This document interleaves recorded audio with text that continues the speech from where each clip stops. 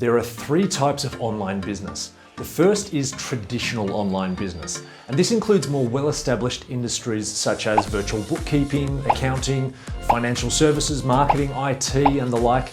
You know, the sorts of industries that our parents kind of know and understand. Second is what I like to call neo-online business. Now, this includes newer online business models such as blogging, podcasting, affiliate marketing, lead generation, virtual assistant, for example. And these are the sorts of business models that people tend to find a bit harder to grapple with. Third is the wonderful world of freelancing.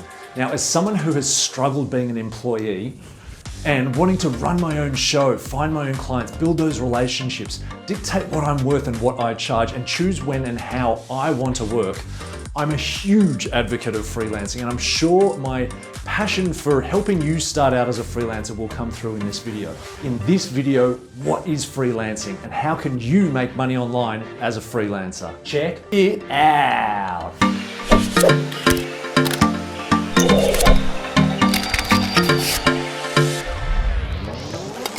What's up guys, it's Rowan here from loveworkathome.com, where we help you find freedom and work-life balance by sharing information on making extra side income, finding a work from home job, starting an online business. If that sounds good, hit subscribe and smack that bell. Now, freelancing definition. What is freelancing? What is a freelancer? Now, some of the key points that define a freelancer is that you work for yourself. In other words, you're self-employed rather than an employee.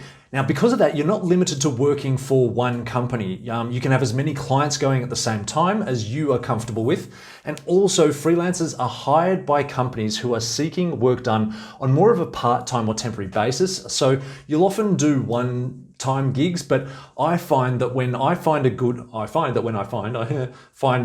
freelancer, then I'll keep going back to them time and time again, because to be honest, I've found a lot of pretty average ones. So yeah, if I find a good one, which obviously you will be, then you'll find that your clients will come back to you time and time again. Also, freelancers don't receive benefits or the same compensation structure as an employee, such as 401k, or what we call in Australia superannuation.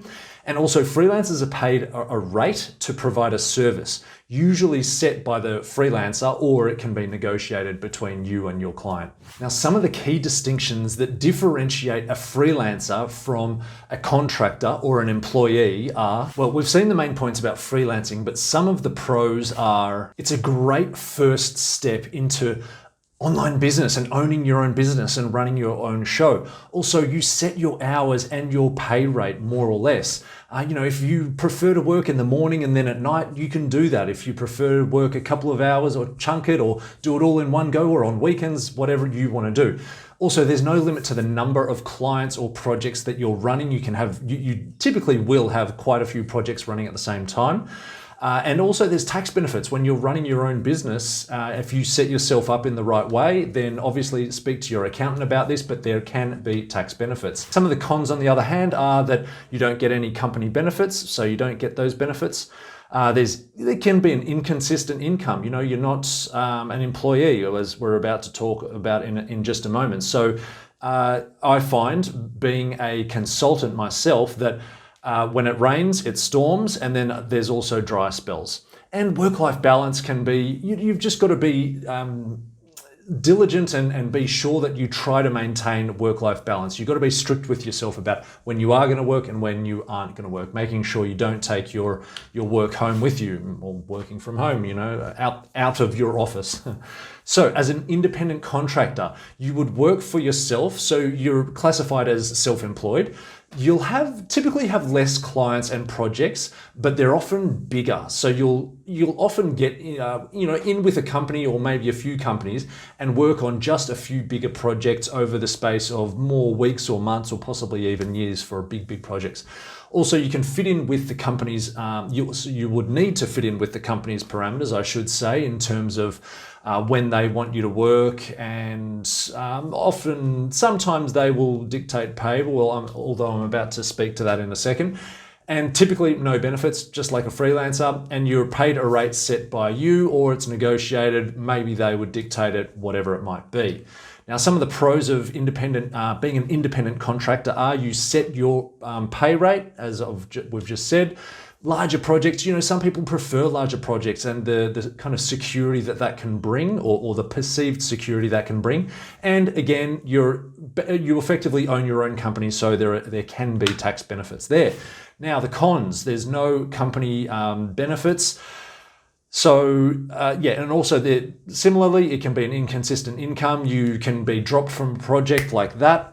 You can also find some, as a contractor, you can typically charge more per hour than what the employees are being paid though. So that's a bit of a pro.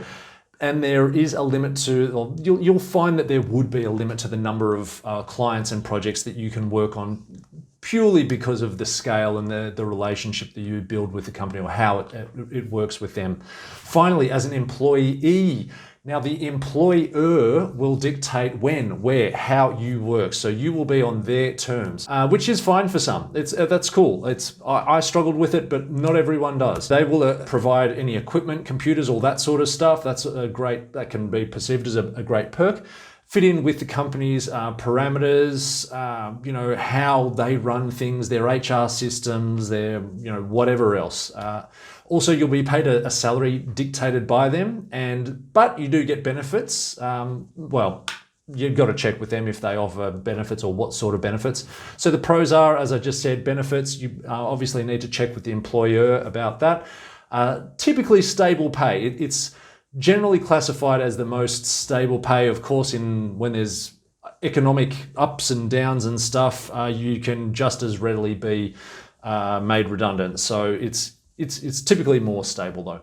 And that sings to the final point there on job security. Now, some of the cons are that, if you love work at home like we do, then how much you are or aren't remote is on their terms. You also fit in with the company's parameters, as we said before, and it can feel a bit of burnout from repetition. That's definitely what I felt as an employee, and I just had to get out of there one day.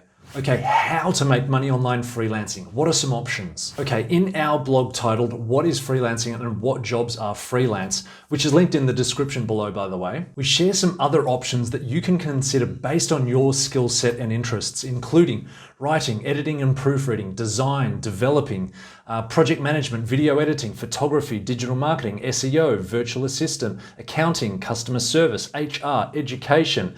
Or what about freelance transcription, graphic design, web design, admin, research, data entry, sales, appointment setting, captioning, and the list goes on. So I hope you have a better grasp now on what freelancing is, what you could do as a freelancer, and I hope you're a bit inspired and you can see some options for yourself that would help you dive into this industry and love work at home, make some money from home, enjoy it, be around your family, your friends, have some more free time to yourself.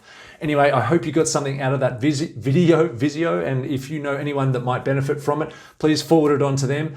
Otherwise, hit this subscribe button here. Have a fantastic day, and I'll see you in the next video. Bye.